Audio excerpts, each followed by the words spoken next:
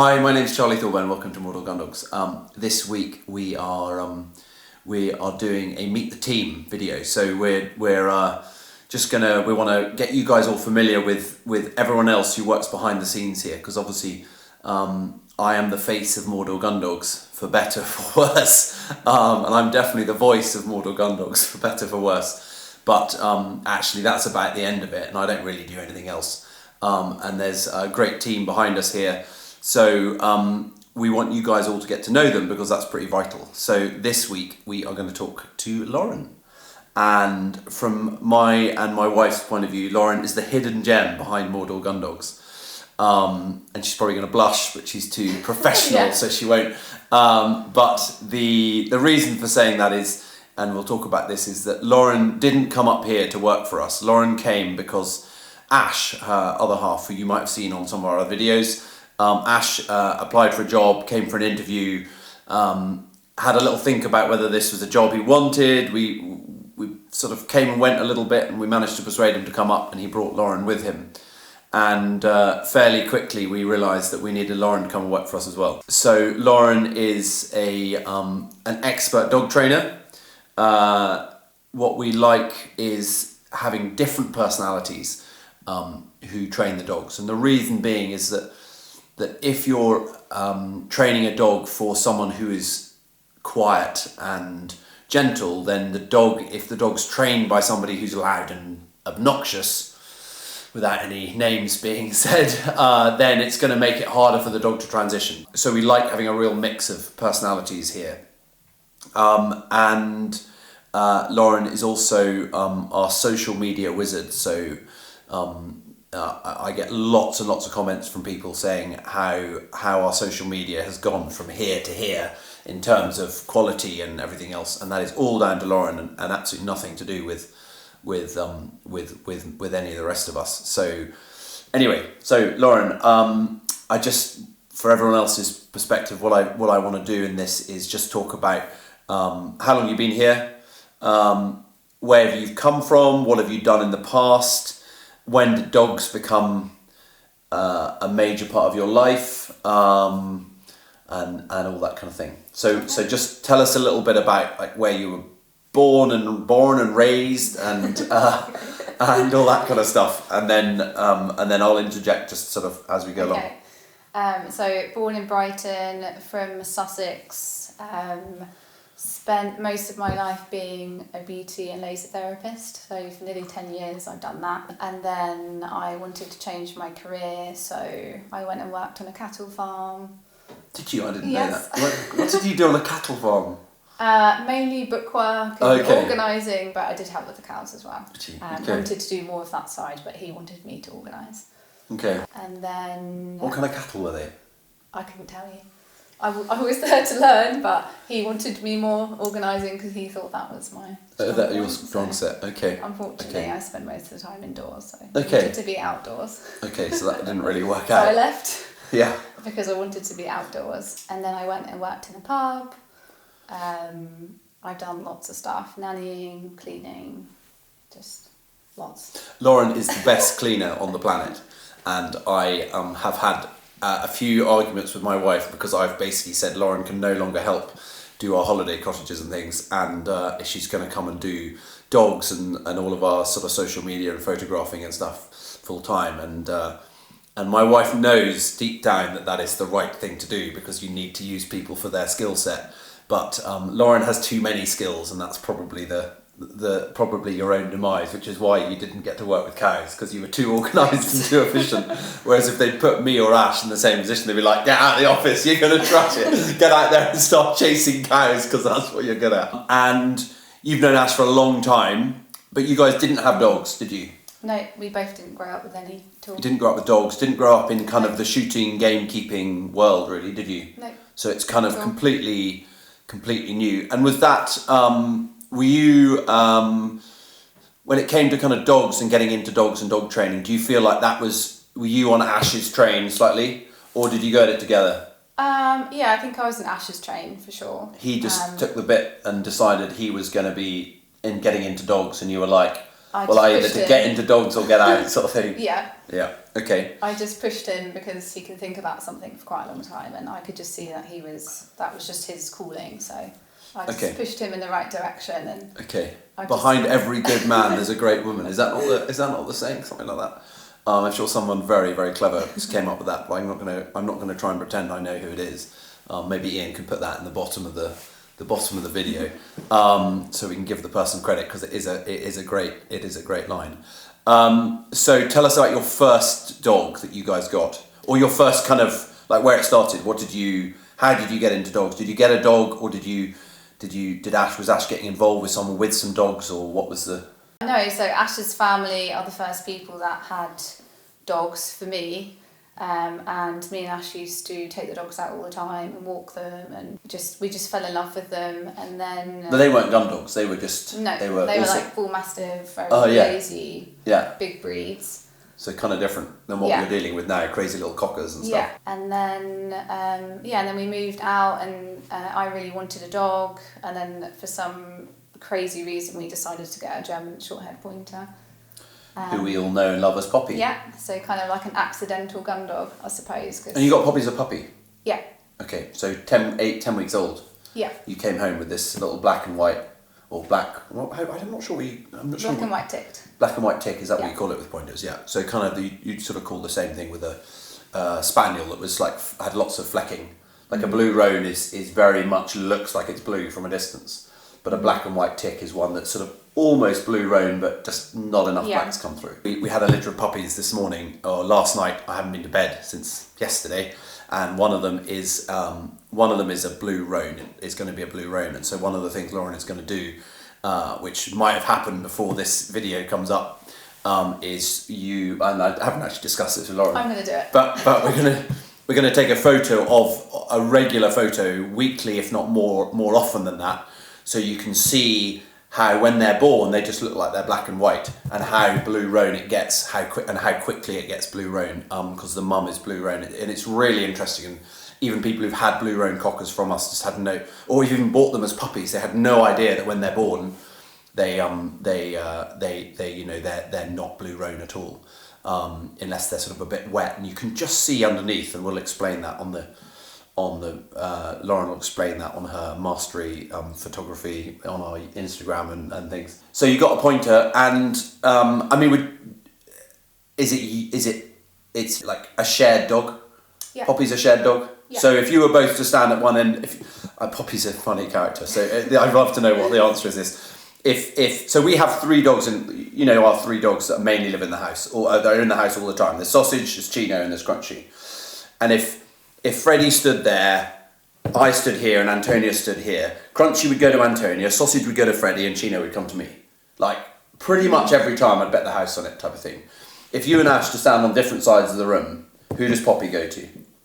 I don't know. It's literally just Poppy. It just depends on the mood Poppy's in. I think it would depend on who's taken her out in the morning or given her breakfast, or that's not slightly annoyed her for the morning. And that's slightly summed up Poppy's personality, isn't it? Yeah. It's just like, well, it'll just suit whatever suits her today, and whoever's in her good books for the day.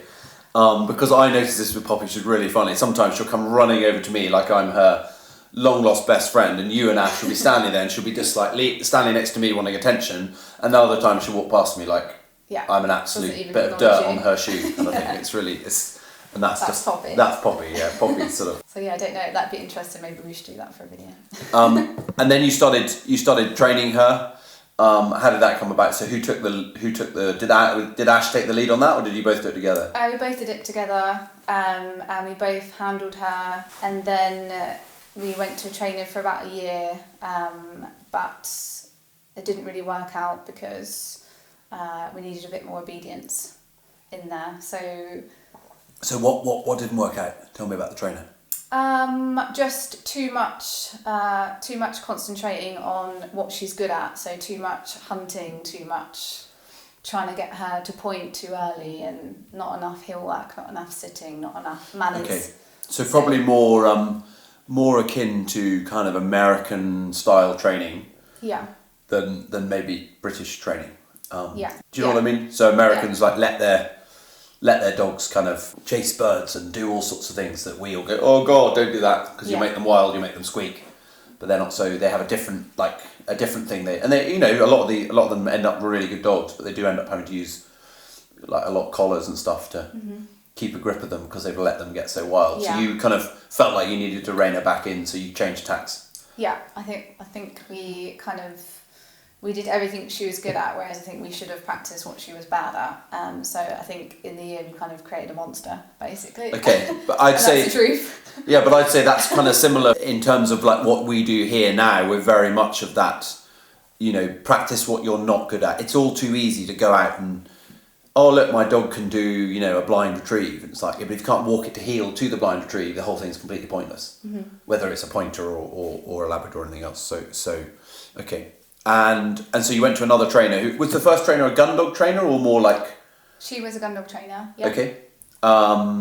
And then you went to another Gundog trainer, who was sort of I think if I'm the first time thinking, he was very experienced with pointers. Yeah. Has a lot of pointers, kind of, of an ilk of kind of like what we do here, a sort of bigger scale. Yeah. Lot of training a lot of dogs, a lot of experience kind of thing. Yeah. Okay. So just really fortunate that we come across the right trainer, to be honest, at the right time. And we wanted to do some Gundog stuff with her, but because she is a difficult breed, we ended up just kind of falling into it because we had to do more Gundog stuff with her, more obedience, just to get everything. And then we just kind of fell in love with it the more and more we did. And on a scale of 1 to 10 of like, there's a really easy dog like Maple, who you're training at the moment, or June.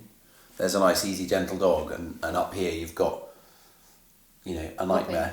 Well, is that your is that what you like in terms of the scale? Is that what you'd say? Poppy's like right up there, really, really difficult dog. Yeah. So actually, like you guys, sort of helping people who come up here with young pointers and things, you really feel for them because you remember being that person, absolutely, kind of thing. Yeah. Which I think is actually really important because often. In the past, Antonia used to do a lot with me because it was just me, and she slightly came up here.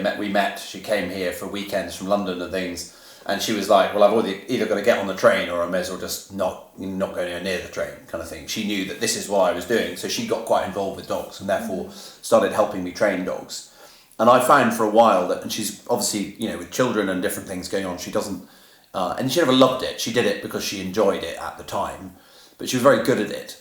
But I found that she often was really better with people who were learning from scratch than I was. And the reason being was because she learnt from scratch from me. She hadn't done it. I mean, she had pugs when she was growing up. Like, she didn't know anything about dogs. They're terrible behaved. They'd stand on the kitchen table and have a pee and stuff. They were awful.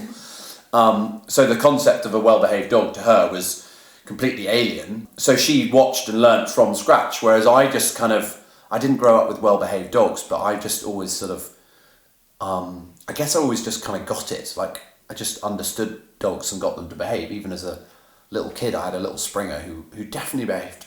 I mean, she used to run away from my parents on walks. And when I was like 14, I'd take her for a walk. She never ran away. Like, so it's probably quite a useful, Poppy's probably been a really useful learning tool for you. I had my original dog was a Springer called Moss, who was my first dog, not a sort of family dog. And I got him meant to be trained, but he was sort of part trained. He was great at some things and awful at other things. And he was very, very headstrong, like incredibly headstrong. Like, I've never had a dog like that since, I don't think. And we've had some pretty awkward dogs. And I always say, if I hadn't had him, I wouldn't have learnt half as much as I learnt, because my third dog was my first Labrador was all the Labradors come off. I mean, he was just like the easiest dog. He made me look great. Yeah. He'd stop on a whistle at 500 yards at 7 months old just because he saw Moss doing it. He saw the Springer doing it. And he was like, oh, that's what he meant to do. And he just did it and didn't need any training, really. Like you see some of our Labradors now who are kind of like Biscuit and Flirt and things who we don't really ever train. They just kind of do it. They're just lovely, pitiful dogs. I actually put Biscuit on the lead the other day, just in a lesson, and literally she was like, oh God, and they were like, oh, what's wrong? I was like, I don't think Biscuit's been on a lead, and I don't think she's ever been on a lead. No, I don't think I've seen it. And she's only 3, and she's not an old dog, but she just never needs to go on a lead. So so you then spent time with this other trainer. Was it kind of a regular thing? You went there a lot? Yeah, every weekend. Did you? Yeah. So you're pretty committed. Every weekend, yeah. Yeah, it's quite hard to get that. So it's interesting because I was talking to Dan. We've done one of these with Dan already, and he just like wanted to be a dog trainer for years. Like that's what he wanted to do, and he had that determination and commitment. And we were talking how important that is to do this. And you guys saying we went every weekend, we went to this trainer to learn. Like, it's really hard for us to get anyone to be that committed. Like, people come with great intentions, don't they? Yeah. You're like, oh yeah, I mean, you had a lesson the other day with a really nice little Cocker Spaniel and a lady, and you know, she really enjoyed it, and I've had an email from her saying she wants to come back and things, but she's not sort of like, I want to get 3 dates in the diary. She's like, oh yeah, I'll be back in touch. And it's hard to get people to action, like, you know. Yeah. If me and Ash do something, we're 1,000%. Yeah. In. Which yeah, and I would say Dan is as well, and I would say you know, that's my personality as well. My problem is I do like 1,000 things at 1,000%, and then run out of percent many a time over. But yeah, I think that determination of like, this is what we're going to do and we're going to achieve it is so important. And we see this so many times, I guess, up here. We see people who kind of like the idea of it all, and then, oh God, you know, we just want them to do it. Like, can't Charlie just wave his magic wand? Yeah. And just get it fixed? And I feel like everyone's story always starts with a naughty dog. Always. All the good trainers, I think. Yeah. I think everybody's story starts with a naughty dog, doesn't it? And then the good trainers carry on and persevere and make them good dogs and get more good dogs, and the ones that start off with a naughty dog just end up with naughty dogs, and they never get any better. Yeah, that's true. There's very few people who have really good dogs and then that's it. They never have another dog, or they never, you know, or they had one really good dog and then ever since they've all been awful. But it's interesting though. I've got a friend who got a dog from me 15 years ago, maybe even more. So he was single, and he put a lot of time into it. Really good dog. He then got another one from me, put a bit less time in it because he was then married with small children. And then last year he got one of Flirt's puppies, and he's like, luckily she's really biddable because I haven't done a fraction of what I did with the first one, because his life has changed. You know, he's the same age as me, sort of a bit younger than me, so 40. And he's in the throes of like busy life, 3 children, all at school, all playing sports, all, you know, doing a lot. He's got a family farm that he's about to move back to and take over, as well as a job. And, you know, his life's at his busiest point. And he was talking to me yesterday, and he was like, you know, how much do you charge for a fully trained dog? Because realistically, he says, I think my next dog, I probably need to get it already trained, even though he's a very capable guy with dogs. His dogs are always good. He's always the person on a shoot that the dogs sit there off the lead. He's always the guy who you go to their house and the dogs go to their bed when they're told. But he's like, I just don't have the time that I used to. Yeah. So you got to have that commitment and the ability to commit to the time. So what was next in terms of dogs? And then we got a Labrador. Okay. Sam. You got him as a puppy as well? Yeah. Okay. So we know Sam as Super Sam. He's been in he's always in our demonstrations. Now I would say that Sam is Ash's dog. Yeah, I'd agree. Yeah. So Poppy's nobody's dog. Yeah. Sam is Ash's dog, which probably leads me on to the fact that there's been mutterings from, I've heard mutterings that you quite like a red Labrador. And I think that's probably because you like them, because you spent time with them here, but also because you feel like that would become your dog. Yes, that's correct. Yeah. Because I Sam want my own dog. I want every that piece of training that I've done. And it's any help. It's bonded to you and beloved to you, Yeah. kind of thing. Yeah, okay, that makes sense, because Poppy's nobody's, Sam's definitely Ash's, and I'd say Lemon's everybody's. Yeah. So Lemon's your young Springer who is nearly 2. 2 next month. Yeah, so nearly 2, and Lemon came from someone else who used to work here, and I knew her mum really well, lovely dog Missy. And when Missy had puppies, I didn't have one, and I slightly regretted it. And then when I knew you guys were getting one, I was like, oh, that's good, because Missy was, or is, she just doesn't live here anymore, but Missy is a lovely dog. But she was Ben's first dog, so there was faults in her training, in as much as Missy was great when she was working, as in hunting, but try and get her to sit still. And I was like, I took her shooting a few times, because I knew I was rough shooting. But then when we'd stop and we would be doing like a little drive or something, Missy was an absolute pain in the butt. Yeah. But you could see it was just because she hadn't been trained to do that, because she'd just gone quartering. That's all she'd done, and stopping on the whistle, and she'd handle, and she'd do everything like that. But as soon as you made her sit still, she'd be like whining and drive me absolutely around the twist on a driven. I took her once on a big driven day, and I never took her again. I think actually I got Freddie to do it and put her back in the car halfway through the drive because she was just going to do my head in. And then Lemon, I feel like is everybody's. Yeah. I literally, Lemon's one of these dogs. She's happy to be out. Happy to do whoever's it. like, literally, she's welcome to the house. Here's the dog lead. Here's the whistle. Shall we go and work? Kind of thing. Yeah. And she doesn't care who you are, whether you're boy, girl, adult, child. You speak English or you speak Swahili. She'd just be like, "Don't worry, I know what I'm doing. We're off." I love that about her. Yeah, and she got that. I mean, her mother had that, which is why she would quite happily come off with me. She just. She's just a sort of very honest, innocent, sweet dog. So dog training was not something that you probably had a plan of. So we spoke to Dan, and he definitely wanted to be a dog trainer. And Ash applied for a job here. He wanted to be a dog trainer, having got into it. You kind of went with the flow. Yeah. You liked dogs, but you kind of didn't have a plan like the others to become a dog trainer. No. Any regrets? Yeah, I think if I started my life again, it would be... I was worried there for a second. Any regrets? Yeah. Oh, shit. Right, we need to... Anyone out there want a job? Lauren's quitting. Sorry. I just think, if I was 16 again, then I would just definitely go into dogs or animals or, just You tried to go into cows and the guy didn't let you? Yeah. Yeah. He Okay. thought my strong points were organising and all the rest of it. Yeah, he didn't give me chance. It's tricky though, isn't it? Because there are lots of people, like whenever we put up an advert for not very often, but every few years we put up an advert because we're expanding or whatever, someone's leaving, because it's quite intense working for me, and it's a full-on job. I hope it's a bit easier now because we got a bigger team and a growing team, but back in the day it was definitely pretty full-on. We're all out there together all the time. But when we put up an advert, we get a lot of people, "Oh, I love animals, I want to work with animals." And that's always it's always tricky, isn't it? Because you don't want to knock these people enthusiasm, but it's kind of like, it's not all about cuddling puppies, is it? No.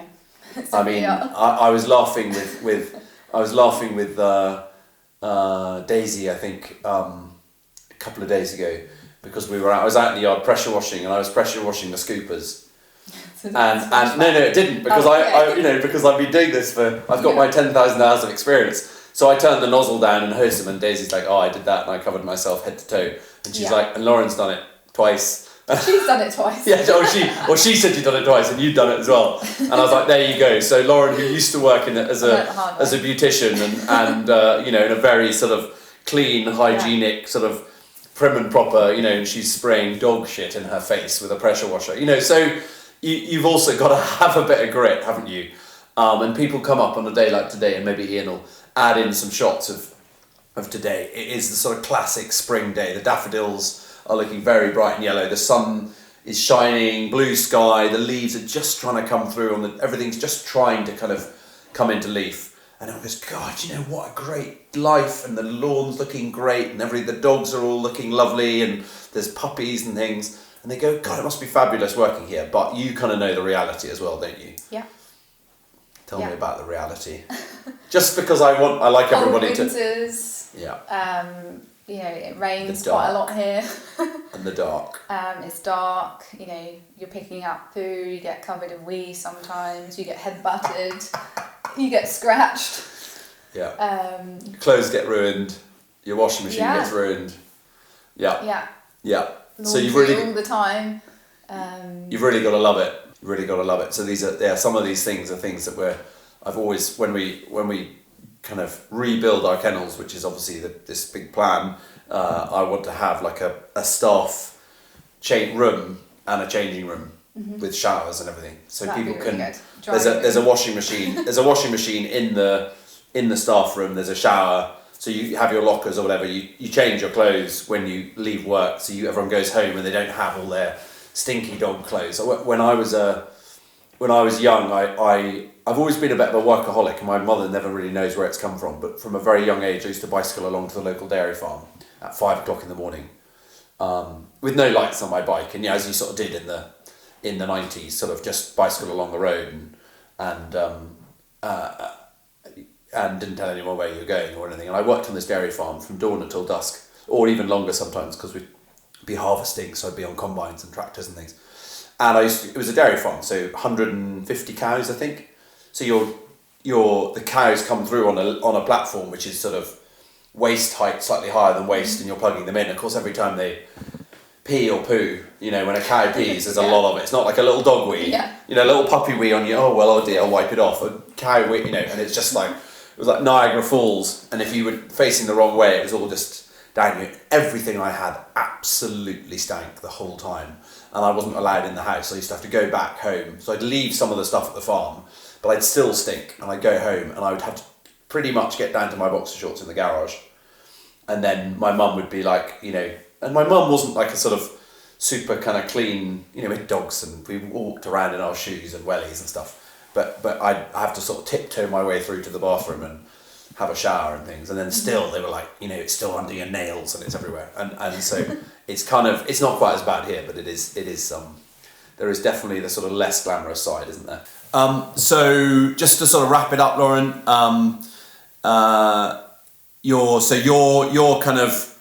your goal in the near future, hopefully, is to maybe get a red Labrador. Yeah. And it to be yours and nobody else's. Because you've got a 9-year-old dog? Because we didn't talk about Daisy. Daisy kind of came to you as an older dog. Nearly 10. So you've got a 10-year-old, a 6-year-old, 4-year-old, and a 2-year-old. Come on, you got to remember. You got to remember how old your children are. 2-year-old Sam will be 5. Oh, is he going to be? He's older. He's going to be 5, and then Poppy's going to be 7 this year, and then Daisy's going to be 10. So. Okay, so actually, getting a red Labrador in the near future is actually probably kind of quite good succession planning. Okay, so the plan would be to get a red Labrador and train it yourself, and then now as of very recently, you're basically here full time. Doing our as well as the dog training, doing our social media and stuff. What else do you think that you want to implement here, like within Mordor Gundogs? What else would you What would you change if, apart from the boss, obviously, what would you change if you thought, like, how can we do something better? I don't think you can. I think everything's great. Yeah, I think it's great. Okay. I would love to have more time with the dogs, more time training, more time taking pictures, more time. We all need more time, don't we? That's just just life, isn't it? None of us ever get enough time. I always wonder about people who have lots of time. I'm like, how do they have the time? We had a really funny comment that Ash sent me on YouTube. I'm going to just read it out because it made me laugh.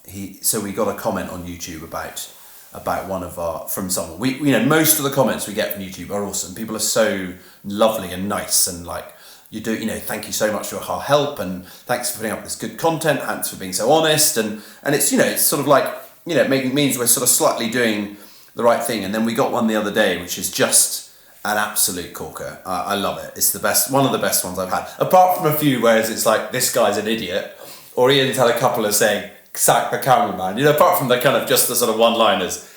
I have 25 years full-time experience training dogs, and I've never needed a leash correction yet. My husband and I teach at least 350 dogs per week and have taught tens of thousands of dogs to leash walk politely. Needing leash corrections is evidence of lack of skill on the trainer's behalf. So this lady and her husband train 350 dogs a week. So if you do group classes and you have big group classes, there's sort of a possibility that, but if you're doing one-to-one lessons, that's a dog every half an hour for 13 hours a day. I think I worked it out for both of them. So both of them are out 13 hours a day training dogs, and they're getting them all to walk perfectly on the lead. I mean, if they've got that many dogs, they need to be on YouTube, because I want to watch it because it sounds unbelievably awesome. I mean, this person sounds amazing, but the sort of the sarky kind of realist version in my mind is that Ash's favourite comment comes out, which is put your dog where your mouth is. Send us some videos. Show us what we're doing wrong, and we are all ears. So we would love to invite this person to come and teach us all what to do. And how wrong we're doing it, because we're all open to learning more. But when you come out with a comment like that, it's just kind of, it's pretty crazy, isn't it? I mean, I think I claim that I think we've been through our client list and we worked out that I've been involved in about 10,000, just about 10,000 dogs now in 20 something years. And I mean, we have, dozens and dozens of dogs on site. We breed a lot of dogs our own. Where do you think they live in like LA or something? And they're just like in a park in the middle of LA, and it's just like this constant stream. I mean, that's like going into like a Taylor Swift concert, isn't it? This constant stream of people, like you in, you've got 30 minutes, right, you're out. Well, because we're so good at training, that's you trained, off, next. It's been hilarious. Sorry, I'm being pretty rude to this person. I'm sure you're absolutely lovely, but please send us some videos and show us what you do, or tell us your YouTube channel, because we all need to sign in and learn something. So nothing to change, just getting more dogs. That's all you want to do, Lauren? Yep. I should have married Lauren. Okay, sorry? Ash should too. Ash should too. Oh, that's one to end on. Thanks for watching, and remember, you get out what you put in.